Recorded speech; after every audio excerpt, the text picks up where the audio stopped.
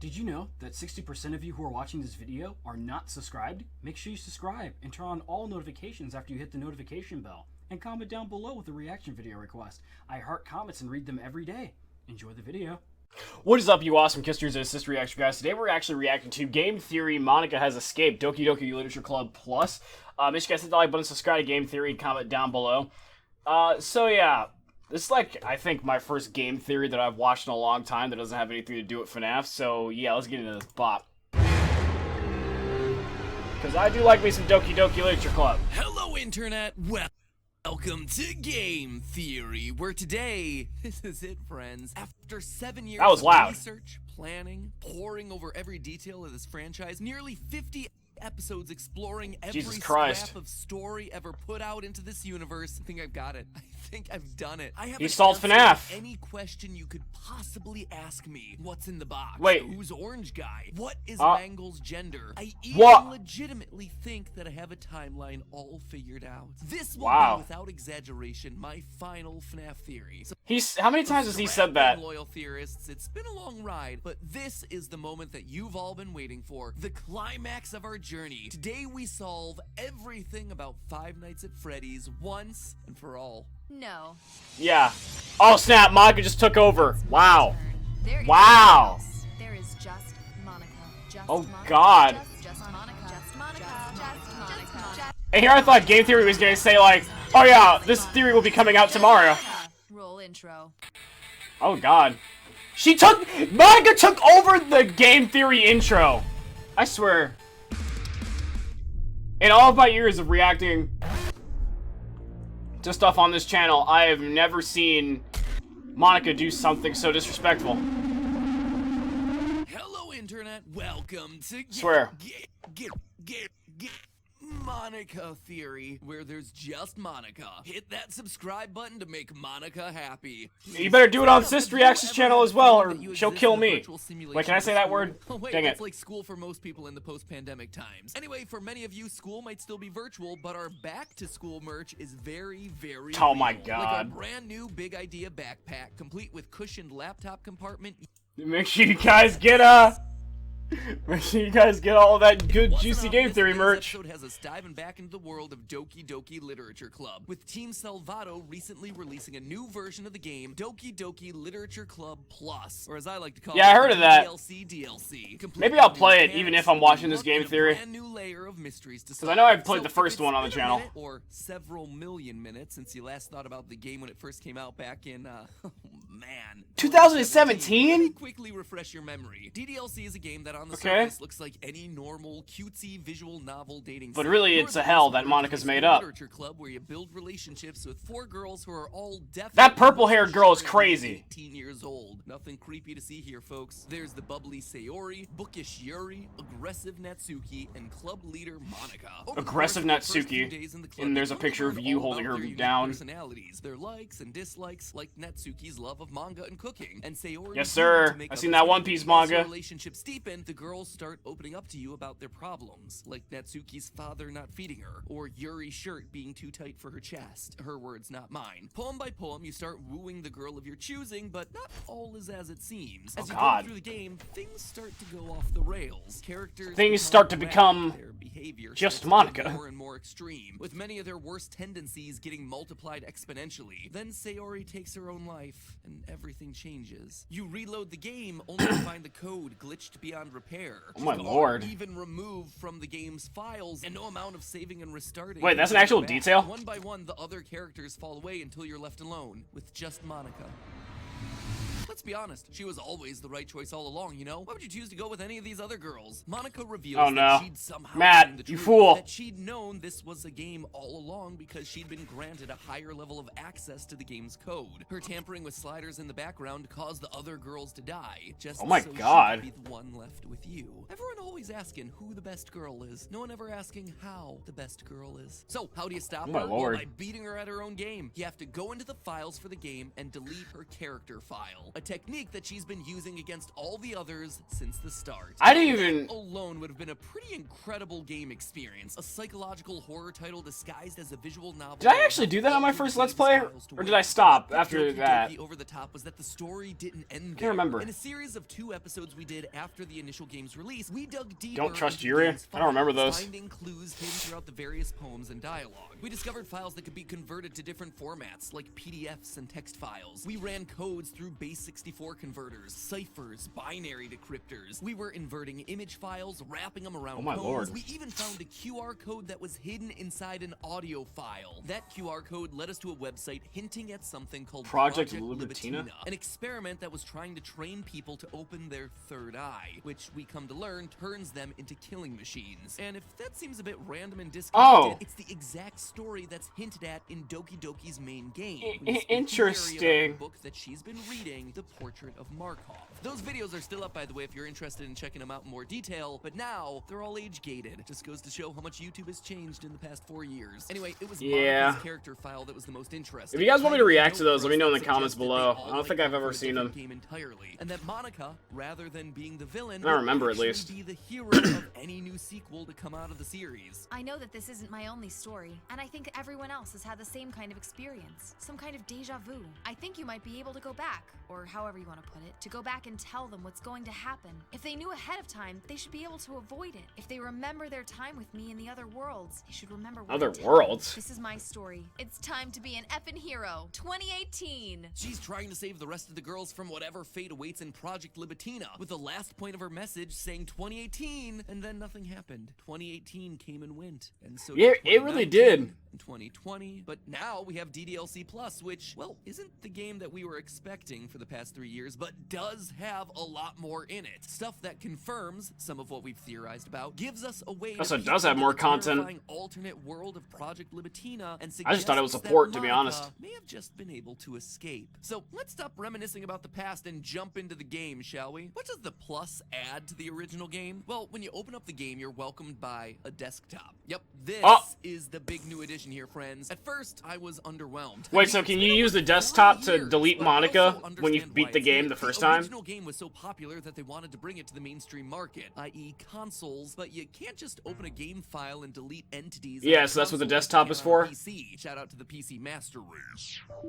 So, this in-game desktop seems to be the best way to allow for the original file-altering experience. But, dear theorists, there's also so much more here. So much more. The first feature that stands out That Mad Pat smirk. DDLC Plus are the side stories. These side are stories? the complete poems for specific characters throughout the main game of DDLC. But again, something is a bit off. Don't get me wrong, they're similar enough to the original game. Suddenly a Visual voice novels causes watching Monika the to girls snap we away. know in what seems to be a prequel to the events of DDLC. We watch as they form the literature club, develop friendships, but there are a few things that stand out. First, we, the player, aren't in the game anymore. We just watch the stories unfold with no interaction or choice. They're just that. They're visual novels. Secondly, Monika isn't acting in the way that we're used to. Instead, she seems to be normal. She isn't the confident leader that we're used to. Instead, she's insecure, shy, even a little neurotic. And she's definitely not acknowledging anything outside of the world that she exists in. What's also intriguing is that when you enter the side story menu, you're met with this line of text. The side stories are stories of friends. friendship. Okay, you'll read it for me. Okay, never mind. Unrelated to the events of the main game. It's weird. Huh? Why would it be so important for these to be kept separate from the main story, especially when it seems like they're meant to be a prequel? There's something more than meets the eye going on here. More than meets the third eye. Am I right? It's a third eye Project Libitina joke. No, nobody. Yeah, okay, yeah, totally. Elsewhere on Nice the one. desktop, we have access to emails and files written by employees of a company named METAVERSE Enterprise. METAVERSE? The Okay. files, however, seem to be locked. Trying to open them only yields the message, unable to open, unknown error, please try again later. Digging deeper through the desktop system, you find a nested series of empty Holy file crap, folders, like literal each just one game numbered files in here. from Okay. 0 to 5. Huh, suspicious. There is 0 to one 5. file that you can open, Tower Keys, and this is where the metagame truly begins. In this file, we're given a clue, 240, clock time, 221. Immediately, this starts to give us our code. Navigate through the folders, 2, 2, then 1, to find a file hidden at the end. In this case, Project Plan. And then you adjust the time on your device to 240 in order for that to open. Remember how it said, please try again later? Yeah, they weren't kidding. It pays to read your error messages. Now, most aren't that easy. I really like Codes this in-depth most of the stuff. time are hidden in every nook and cranny of this game. Like when you unlock the file tracks, It's really creative. ideas, it gives you explicitly the code 030, but you don't have a time. You have to go to the song library after completing the main game, and the song matches the name of a song with his name ideas. Let's teamwork. That track has a length of 158, and that right there is your time code. So How do y'all figure all this time out? file open, I'm too do it dumb enough for times, this. And you'll unlock all the files. These, combined with emails sent from the Metaverse project team that unlock as you play the game, start to reveal the bigger story. And the more you unlock, the deeper and darker this rabbit hole goes. The story focuses on a group of people working for Metaverse Enterprises: Ro, Ravi, Lib, Ive, and Paula, who, based on information in What multiple the files, heck? seems to be maintaining a side project in order to save their jobs. In the file ddlc.txt, we learn their team name. Quote, I want a cool team name. Something like Team Salvation. Salvation? Or how about Team Salvato? Seems like Oh! our game makers may have just actually become a part of the game's lore. But the funny thing is, it seems like all of us might have wound up as part of the game's lore. You see, Well, throughout what? all of these emails, we get hints that the universe this design team lives in, which also happens to be our universe, may actually be a simulation. From that same DDLC doc, quote, Simulation? Learn through the existential crises of others how to cope with your own simulated universe. And again, from a different file, this time called Project Plan, create human-readable version of Fabric benchmark results, suggesting we live in a simulated universe. So it seems like the team's plan is to create a series of simulated worlds with characters that they can watch to learn what people do when they're in a simulation in order to identify whether or not they themselves live in a simulation. They call the simulations their Holy VMs, crap. virtual machines. And the description for the first of these, VM1, should sound a bit familiar. Quote, a small scale How do y'all figure this out from all this information? Easy data I would collection, never. 4 entities, characters, and a small physical space. It's our Doki Doki crew, which means that we were right. Monika is an AI. Technically, all the girls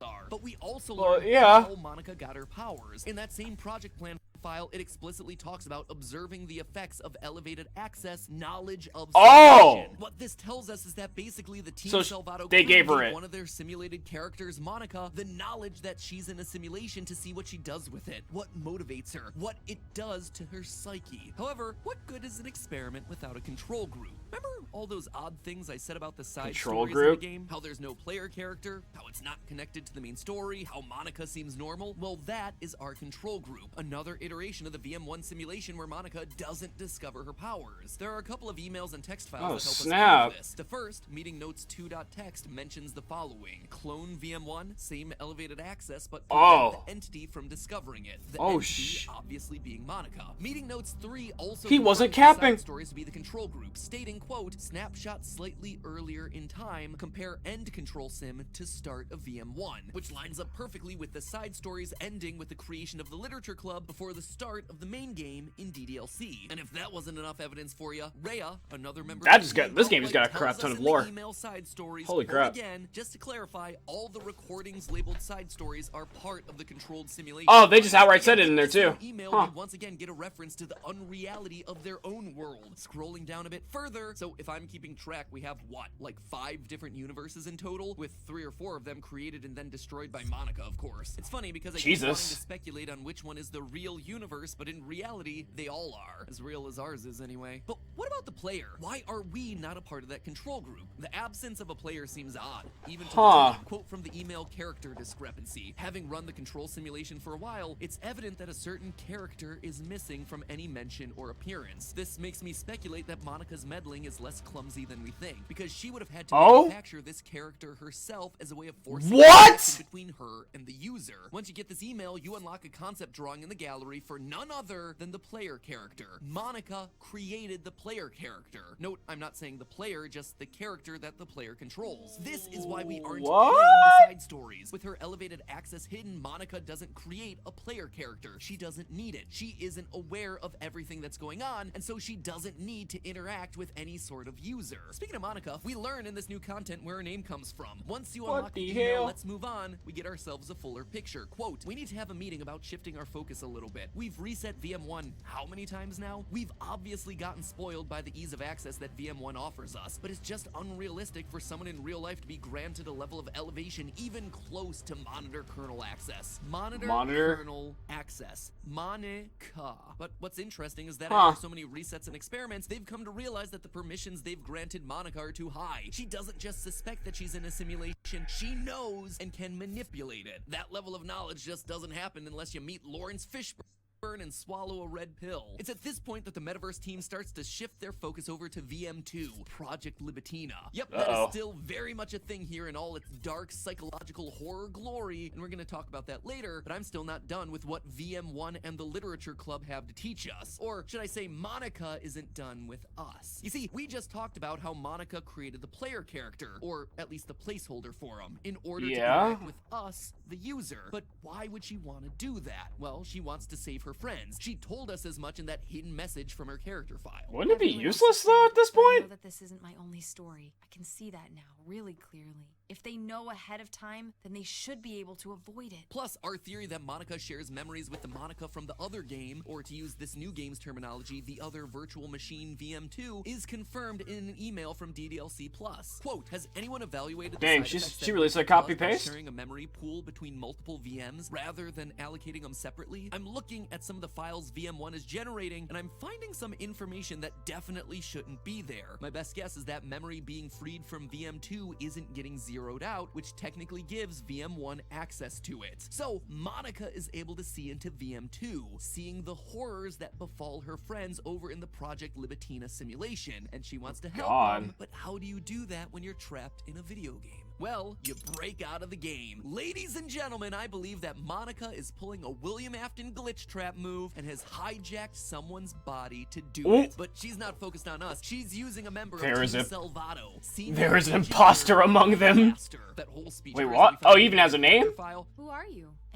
I can't see you, but I know you're there. Yeah, you can definitely hear me. You've been watching for a while now, right? It's time to be a hero. Both of us. That's not to us. It's to him. Ive. How do I know? Let's look a bit closer at Ive. Ive is an interesting character throughout the files that the new game gives us. We've seen a few emails from him as well as seeing him mentioned in a few meeting notes. His writing style is casual. He uses phrases like OMG and what's up, things team? like ha ha ha. Other Team Salvato members mention that Ive makes meetings go on for too long. He also seems to be obsessed with interacting with the VM1 simulation. Obsessed with making it into a game. Quote from meeting notes 2, playable equals observable form, not a game. Stay focused, Ive, which leads Ive to write the note track 6 game ideas where he calls it Operation Not a Game. So that Operation Not a Game. Oh, so that's where that came from. Which is why I believe he's the writer of the DDLC.txt file that talks about turning VM1 into a video game. Notice all the extra punctuation, the want for things to be fun and cool, and of course the signature, ha ha ha. But what does any of this have to do with Monika? Well, it seems like a random tangent, except when you look at meeting notes 3. Obviously, meeting notes 3 comes after 1 and 2, so comes later in the progress timeline. But it has snapshot a few earlier in things time. that Yeah. felt odd to me. Quote, fifth entity in VM1, not part of original genetic model, not present in data dumps, very bizarre. Ive is less talkative today. Meeting ending on time? 12:55, OMG. Obviously, the mention of the time is another clue to the file puzzles, but the fact that they ended on time because Ive was less talkative was a detail that grabbed my attention. People, of course, have off days, so maybe it was nothing. But it that man character. Plus, got that taken other line about there being a fifth entity within the system that's never been present feels weird. We know it's not the player character that Monika created because Team Salvato is all aware of his presence inside the simulation. So who then is it? And the Ive weirdness continues. The first email that you unlock, but the one that comes last in the timeline, if you actually look at the dates, is an email from Ive with the subject line, "Have a nice weekend." It reads, "I'm on leave the rest of the week. Contact Ravi if you need to schedule server time, but I expect my jobs to run for a few days since we've collected so much data this week. How about we arrange a meeting to discuss the results when I return? Ive Laster, Senior Engineer." As it's the first email you get, it's easy to overlook. A lot of people don't really think all that much of it. We don't really know Ive at this point. But okay, I just want to go to the club. More about him from earlier and earlier emails in the timeline, his tone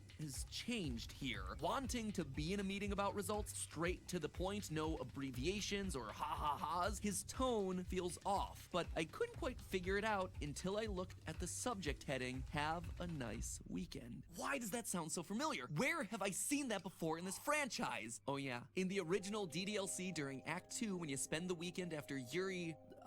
made Swiss cheese out Oh. of your own stomach, you find a file in the games folder called, you guessed it, Have a Nice Weekend. Exactly the same as the email subject from Ive, even down to the exclamation point. That file, by the way, is a text string encoded Holy first crap. on 64 and also by a Visionaire cipher with the Honestly, keyboard the reason between why I the held my simulations crossing over, sharing memory. the reason why I held my mouth was I can't talk. The reason why I held my mouth open was because I thought he was gonna say it was something that Monika said in the game, but no, I guess it was just in the game file. So I had to control my reaction there. This to me could only mean one thing. Monika has pulled a William Afton. She's managed to swap her consciousness. But I mean, either way.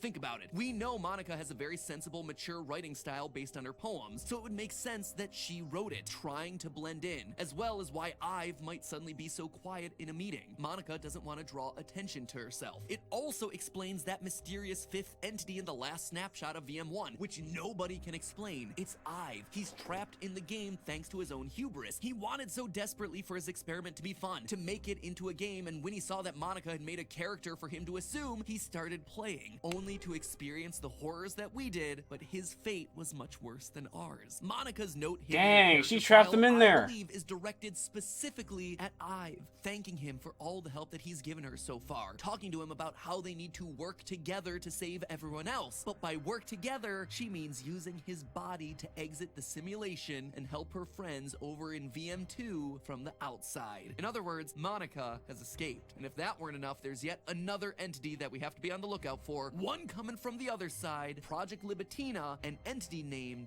Marla. But more on Marla? her, the horrific experiments that are happening over on VM2 next time. And don't forget, you can still grab that new Game Theory backpack, pencil case, or keychain. Just click on the links below this video And that is a theory, a game theory. Okay, let me see if he has anything else to say after that. But if you guys actually want me to try and play the new Doki Doki Plus on the channel, make sure you guys hit the like button, comment below, subscribe for coming history today. Also, there's a Pokemon game that's also like League of Legends that I also want to try on the channel, so let me know if you want to see that. Yeah, that's pretty much it. I'll see you awesome kisters later. Peace out. Wait. Let's see if there's anything else. Monika, just Monika. See you next time. Hey, it's just Monika. So, yeah, subscribe to our notifications. I'll see you on the next one. Peace out.